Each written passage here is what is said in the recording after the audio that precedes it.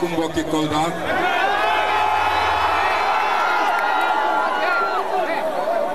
ñu ngi leen di nuyu di rafetlu cette mobilisation exceptionnelle bi nga xam ne àdduna yëpp gis na ko. Kolda dafa mel ni à chaque déplacement à chaque fois ñu ñëw fii dafa mel ni dañuy multiplier par 2 la ñuy dajale ak ci mbooloo ñu tertu ñu par rapport à la dernière fois. may féliciter les coordinations des 3 départements, féliciter les sections communales parce que bu ñu yegsee fii seen taxawaay la seen jàmbarte la seen combativité la mais seen loyauté au parti moo ñu andi fii.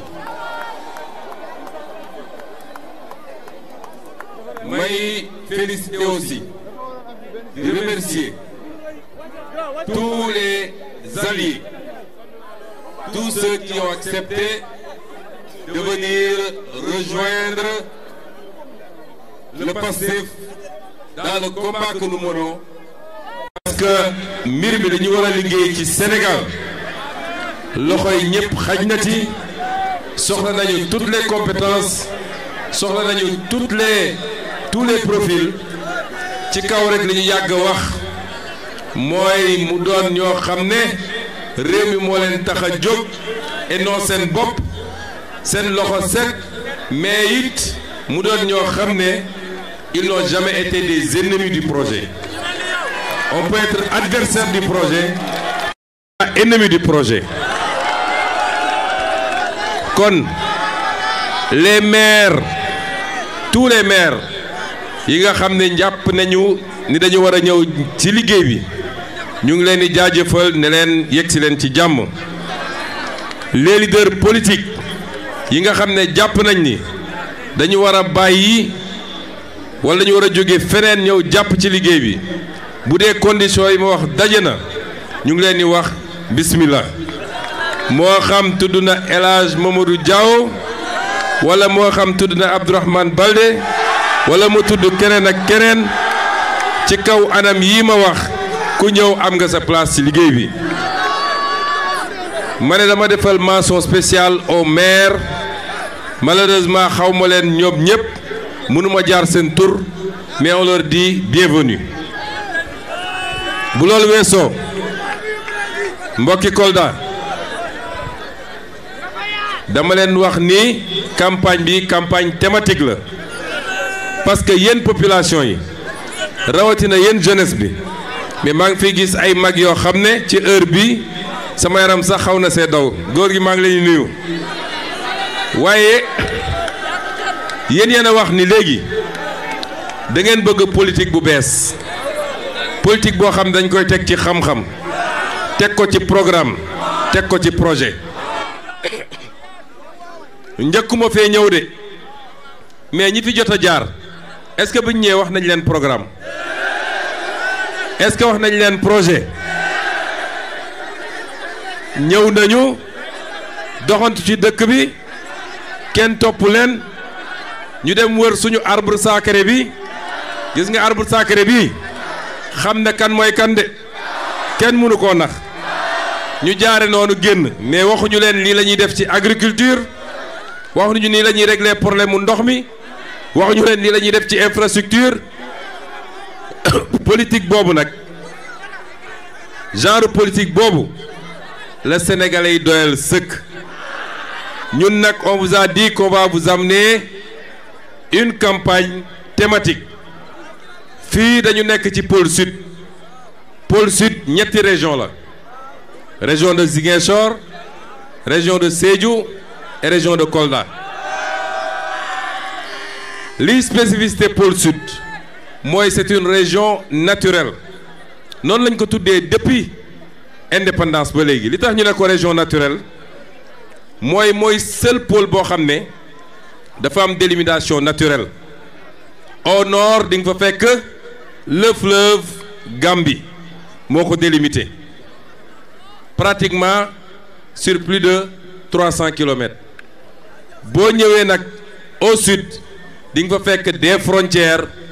muy frontière u Guinée-Bissau ak frontière u Guinée-Conakry moo tax ñu ne c'est une région naturelle de Diogué à Gouloumbou wala de Gouloumbou à Diogué pôle boobu mi ngi def à peu près 29 000 kilomètres carrés démb am na lu ma ci wax fële ci Ziguinchor mais ci 29 000 kilomètres carrés yooyu la région de Kolda à elle seule fait pratiquement les 14 000 kilomètres carrés donc la moitié du pôle sud kon c'est une région extrêmement importante ñu ne nag ñëpp xam nañ ni saa yu ñuy lim les régions en termes de taux de pauvreté Ziguinchor Sédhiou ak Kolda boo ci tegee Kédougou ak Kaffrine toujours ñoom la ñuy njëkk a cité te pourtant le potentiel qu'il y a ici doo ko fekk feneen ak feneen li andi loolu mooy une disproportion wala une inéquité dans les politiques territoriales loolu la ñu bëgg a corriger niñ ko bëggee corriger ci pôle sud noonu lañ ko bëggee ci pôle nord-est noonu lañ ko bëggee ci pôle nord noonu lañ ko bëggee ci pôle sud-est noonu lañ ko bëggee ci pôle centre yi parce que Sénégal la spécificité c'est que l'essentiel de l'économie sénégalaise est concentré à Dakar qui ne représente même pas 0,05% du territoire national développement nag su équilibré wul du développement moo tax on est sous-développé tant que demuñu ba mën a compter 5 6 7 grands pôles avec des métropoles urbaines mënuñu ne ñu ngi ci yoonu développement lan mooy suñu potentialité fii ci Kolda bu ci njëkk mooy agriculture Kolda dans tout le sud moom moo ëpp terre agricole am na ko wax léegi Médina Yoro Foulah le plus vaste département du Sénégal mais complètement délaissé ba benn yoon bu baax bu fay dugg sax amul te moo neem la ñu mënoon def ci agriculture à Médina Yoro Foulah mënoo ko def feneen ci Sénégal donc l'agriculture mooy premier axe bi nga xam ne axe bu am solo la l'arachide d'abord am na ku ko wax léegi Casamance dafa mës a nekk parmi les grands producteurs d'arachide mais bu njëkk ba c'était vers le sud à Ziguinchor mais ça s'est déplacé pour ñëw léegi dans la région de Kolda dans la région de Sédhiou ñoom ñoo ëpp production en matière arachidière moo tax déplacer Sonacos bi jaru ko li ñu war a wax mooy def fi beneen Sonacos bu bees tàq muy produire fii muy triturer fii di produire fii tous les produits et les dérivés de l'arachide parce que Sonacos ba les Ziguinchor vous avez vu que taxawoon na ay années ren quand on est arrivé on s'était donné comme pari que Sonacos dina ubbi ren te ubbi na mais Sonacos boobu am nañ fa un projet sax pour que mu migrer de plus en plus vers l'anacarde parce qu'on produit plus de 150 000 tonnes de noix d'acajou dans la région dañ koy exporter brut et vous savez que looy exporter brut tu n'as pas créé de valeur ajoutée tu n'as pas créé de richesse tu ne peux pas faire entrer des devises donc agriculture mooy premier élément bi mais yéen ñëpp vous serez d'accord avec moi que soo bëggee def agriculture il faut qu'on sauvegarde la spécificité de la région sud mooy c'est la seule région forestière du Sénégal mais xam ngeen li ngeen di gis fii ñuy dagg garab yi di ko rawale di yóbbu ay Gambie ay sièges yi nekk foofu depuis qu'on est là on a multiplié par 3 les efforts on a mobilisé l'armée à côté des eaux et forêts de la gendarmerie de la police pour que la Casamance reste la Casamance parce que la Casamance sans sa forêt n'est pas la Casamance. Deuxième bi nga xam ne ci filière yi war a entretenir ce pôle là c'est l'élevage ndax fii samay goro pël ñoo fi bëri te ku wax pël wax élevage tey Casamance fii la ñu xamee élevage kon l'élevage est la seconde filière parce que dégg ngeen ñu ne la filière cuir peau et lait donc intensifier l'élevage jàppale béykat yi avec les croisements ñu am des variétés yoo xam ne tey li mu mën a produire ci meew ak ci yàpp plus la peau qu'on va transformer localement. Le ministre de l'artisanat est ici, il est le ministre du tourisme et de l'artisanat. Balaa may ñëw sànq il m'a envoyé une note technique sur la place de l'artisanat dans la vision 2050 loolu boo ko defee di nga ci am loo dundee di nga ci am loo xam ne suñu artistes yi nga xam ne léegi présenté ñoo benn tableau dinañ ci mën a liggéey ça c'est extrêmement important. ma dellu si ci bois bi mooy l'un des paradoxes mooy tey am nañu bois Casamance mais les menuisiers casamançais ne peuvent pas accéder à ce bois parce que bois bi ñuy dagg muy veine bi muy yeneen bois yi dañ koy génne réew mi ça on va corriger ça le plus rapidement possible. ñetteelu filière bi mooy filière tourisme particulièrement li ñuy woowe le tourisme cinétique mooy fii ci Kolda ak Sédhiou bokk na ci zone yoo xam ne en Casamance mën nañ fi def la chasse mooy rëbb mais pour faire la chasse comme je l'ai dit gis ngeen tout est lié si on perd nos forêts on perd la possibilité de faire la chasse donc tourisme cinétique boobu su àndul nag ak ay infrastructures ndax ki jóge fële ne maa ngi dem def passer quelque temps une chasse encadrée avec des saisons yu ñuy ubbi ak yu ñuy tëj mais bu ñëwee ba fii mënul am sax hôtel bu baax bu muy dal xam ngeen ni kooku du fi yàgg donc les infrastructures hôtelières ñun ñii tey on voulait passer la nuit à Kolda on est obligé d'aller passer la nuit à Tamba parce que nee nañ ñu beneen candidat boobu di doxantu yor xaalisam di doxantu nee nañu moom il a réservé tous les hôtels de Kolda ça veut dire que la capacité d'accueil de Kolda est très faible parce que tey ñun suñu délégation bi gën saa gudd peut-être c'est 100 personnes ou 150 personnes moom xawma délégation am ñaata la ça veut dire que tey 1000 personnes ça veut dire que tey 1000 personnes bu ñu ñëwandee Kolda amuñu possibilité am des réceptifs hôteliers yoo xam ne mun na leen accueillir pour une capitale régionale comme Kolda xam ngeen loolu c'est pas normal donc tourisme boobu tourisme cinétique mais on vous a parlé du tourisme religieux parce que dans la région de Kolda il y a des foyers religieux bëri na ay foyers religieux fu mel ni Madina Gounass nga xam ne boo génnee daaka bi sax ak yeneen activités yeneen communautés yi di organiser mais doon nay bërëb yoo xam ne sénégalais mun na toog dama bëgg a moom sama bopp am fu ma dem wël nëbatu tuuti si on faisait ça sénégalais toute la sous-région mun nañ jóge foofu di ñëw di def ci tourisme et ça va créer de l'économie parce que foofu nañu di ñëw ay restaurant nañ fa ubbi ay hôtel nañ fa ubbi yeneen ak yeneen dina fa ubbi loolu mooy vision 2050 bi kon tey jii au moment où je vous parle bu mu dellu see ci agriculture la vallée de l'Anambé ak tout son potentiel j'ai reçu en tant que premier ministre 2 grands entrepreneurs ñu ñëw présenter ma saa ñu yëgoo ñoom ñaar le même projet qu'ils veulent faire ici dans la région de Kolda c'est-à-dire la seconde compagnie sucrière du Sénégal te ñu ngi ko bëgg a def fii dans la vallée de l'Anambé loolu tam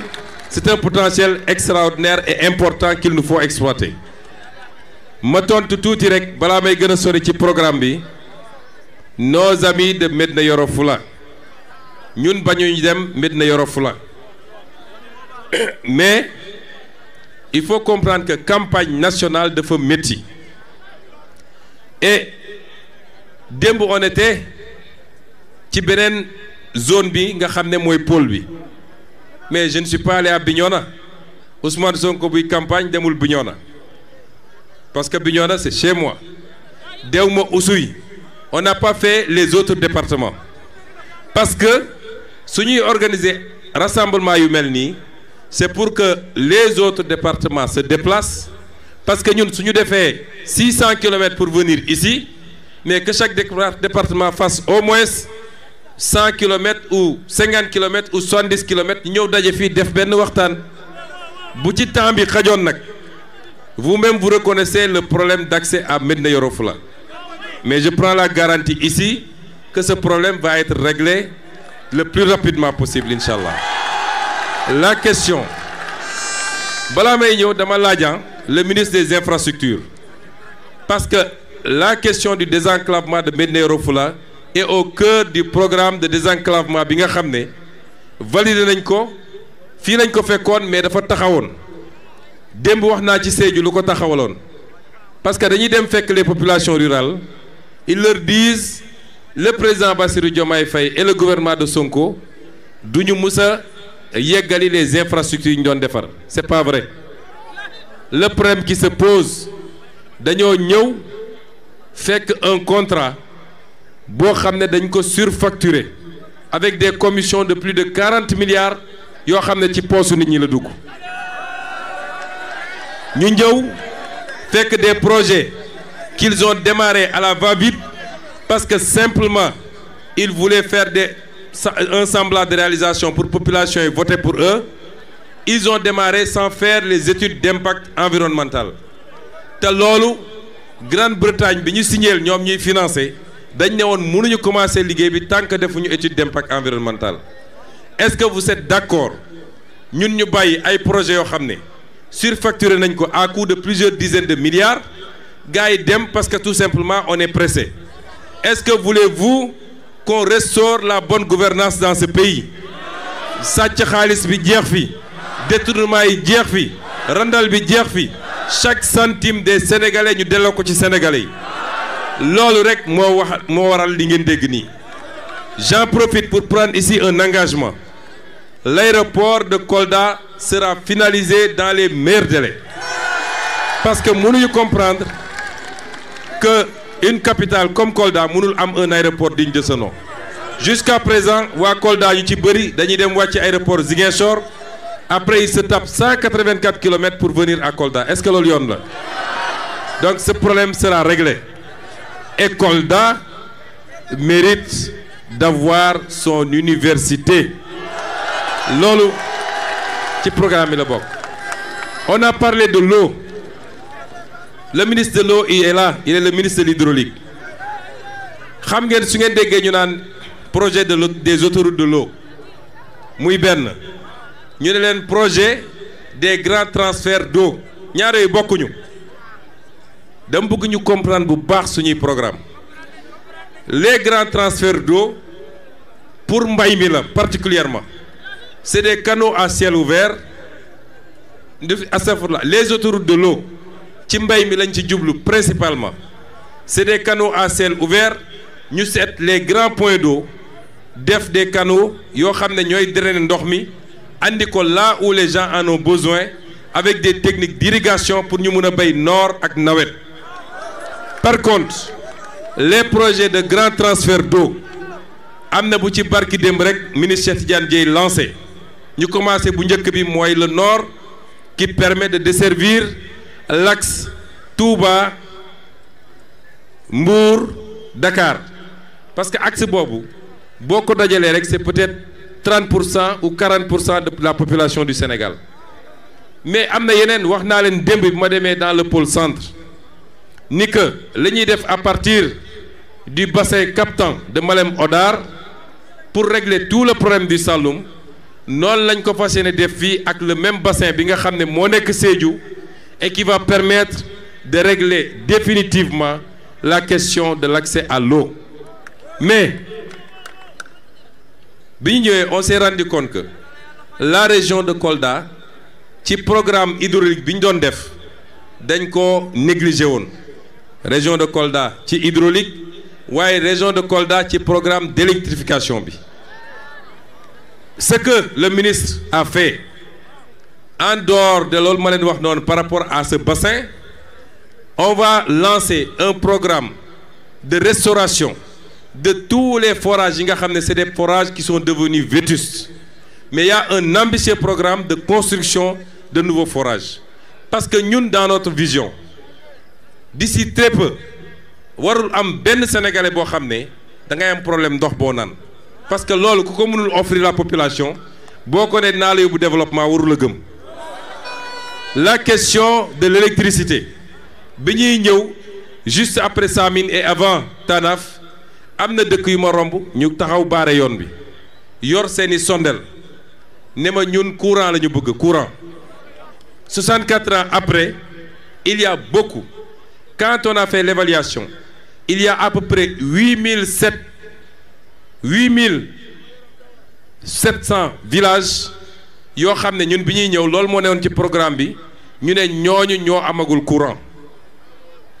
sur à peu près 15 000 ou 16 000 villages au Sénégal 1960 ba léegi. Quand on est arrivé,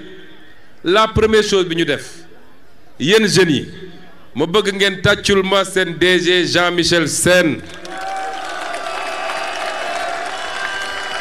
parce que def na liggéey bu am solo ñaari contrat yi fi fekkoon ñaar yëpp daf ko renégocier muy AE Power bi comme deuxième contrat bi ñoom ñaar yëpp daf leen renégocier ce qui a permis pour ngeen xam gars yi ni ñu doon surfacturer les projets en renégociant rapidement il a pu ramener le nombre de villages qu'on doit électrifier de 8700 à 5553. C'est-à-dire gagner na plus de 2700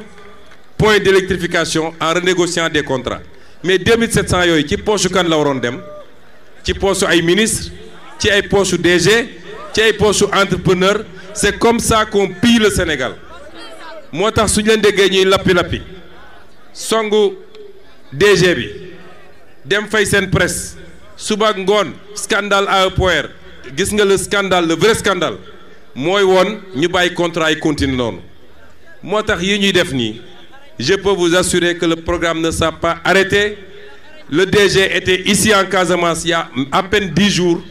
Il est venu faire la prospection. Nous allons nous donner les moyens d'électrifier tous les villages du Sénégal à l'horizon 2029. kon lii yenn lu ma jukki ci programme pour le pôle sud mais pour faire ça xam ngeen dégg naa Amadou Ba nee nañu mi ngi dugg ci dëkk bi moo réservé hôtel yëpp xam naa ni moom poosam diis na poos bi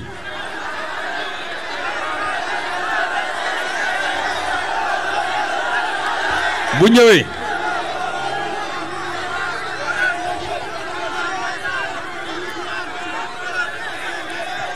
Amadou Ba bu ñëwee xam ngeen lan laa bëgg ngeen laajal ma ko yéen waa Kolda pendant 12 ans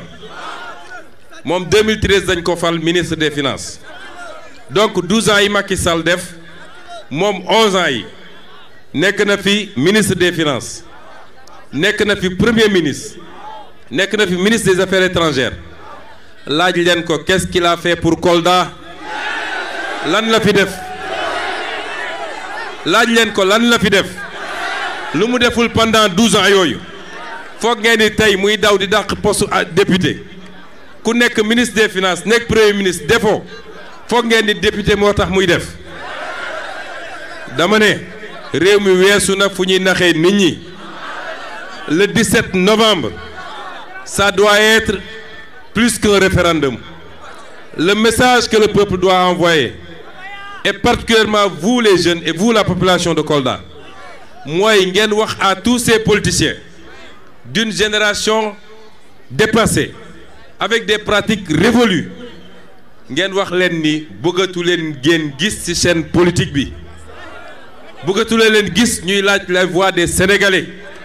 parce qu'on leur a tous donné leur chance. Ils ont pillé le pays, ils l'ont mis à genoux et ils n'ont rien réalisé loo xam ne mun nañ ne lii développement la foog ngeen ni ñun Maroc bii tey ñëw andi ay entreprise am ñu ñëw di jël suñuy marché est-ce que xam ngeen ni Maroc en 1960 ñun ñoo ko jiitu woon Tunisie ñun ñoo ko jiitu woon Corée du Sud jiituñu woon kon su gaa yi liggéeyoon du ñu toog fii di wax lu ñu deful ñoom en 64 ans ñëw ngeen dénk ñu réew mi 6 mois ñu commencé càmbar yàq gi ñu yàq réew mi ak présenter leen un programme boo xam ne bu ñu ko appliqué réew mi décollé ñu mel ni ñu jëfur nekk ci rajo ak télé yi suba ak ngoon fay seeni journaliste lu leen neex ñu wax le peuple est assez mature et le peuple sait que l'heure du changement a sonné et c'est un changement définitif moo tax li ñu bëgg dañu bëgg yéen waa Kolda au soir du 17 novembre fii à Kolda xeeb naa fi 75% ndax bu dee démb lañ fi doon am majorité après un long combat que vous avez mené ça n'a pas été facile moo tax bokk na ci wala leen recommander leen les jeunes soyez patients dans la vie soyez combatifs mais soyez patients bu leen kenn dugal ci parax bi may njëkk a ñëw Kolda fii en 2017 ñaari pick-up wala ñett laa yoroon dugg ñaar ci dëkk bi ba génn kenn xamul ni un candidat dugg naa Kolda tey bu ñu annoncé ni maa ngi ñëw Kolda c'est un événement à Kolda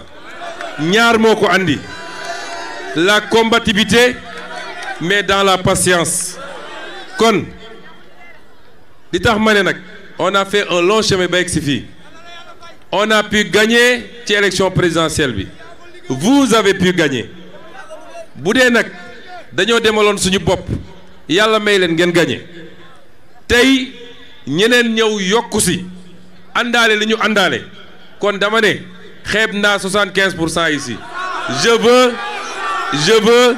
90% à Kolda est-ce que vous êtes prêts à nous donner ça kon maa ngi leen di gërëm di leen sant asalaamaaleykum